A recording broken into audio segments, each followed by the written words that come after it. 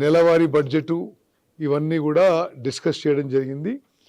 ఒక ప్రాపర్ ప్రణాళికతో మేము క్యాబినెట్ ముందుకు పోయి మరి ఈ 2 ఏళ్లలో ఇంత ఖర్చు అయింది, ఈ మిగిలిన 3 ఏళ్లలో ఎంత బడ్జెట్ అవసరము, ఏ విధంగా ఏ ప్రాజెక్ట్కి ఎంత అవసరమని ఒక ప్లాన్ చేసుకోవడానికి ఈరోజు రివ్యూ మీటింగ్ చేసుకోవడం జరిగింది.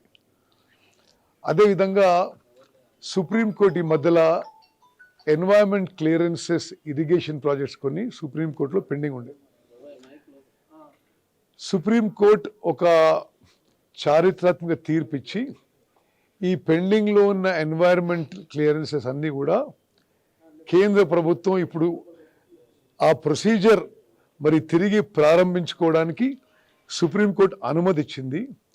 ఇప్పుడు గౌరవెల్లి ప్రాజెక్ట్ కానీ, పాలమూరు రంగారెడ్డిలో కొన్ని పార్ట్స్ కానీ, డిండి కానీ, సీతమ్మ సాగర్ ప్రాజెక్టులు ఇవన్నీ కూడా ఇవి సుప్రీంకోర్టు పోయిన వారం ఇచ్చిన తీర్పుకి అనుగుణంగా మేము తిరిగి కేంద్ర ప్రభుత్వంలో ఎన్వైరన్మెంట్ మినిస్ట్రీకి పోయి ఆయా పర్యావరణ అనుమతుల కోసం ఏ విధంగా ముందుకు పోవాలని చెప్పి చర్చ చేసుకొని కొన్ని నిర్ణయాలు తీసుకోవడం జరిగింది.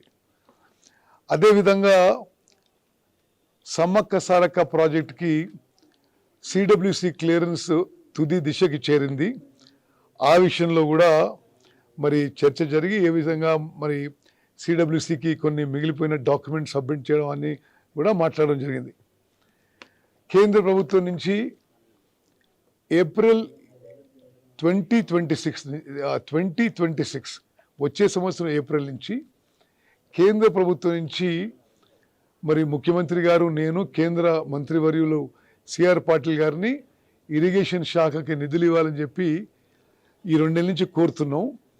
వచ్చే ఏప్రిల్ నుంచి ఇస్తామని చెప్పిండ్రు.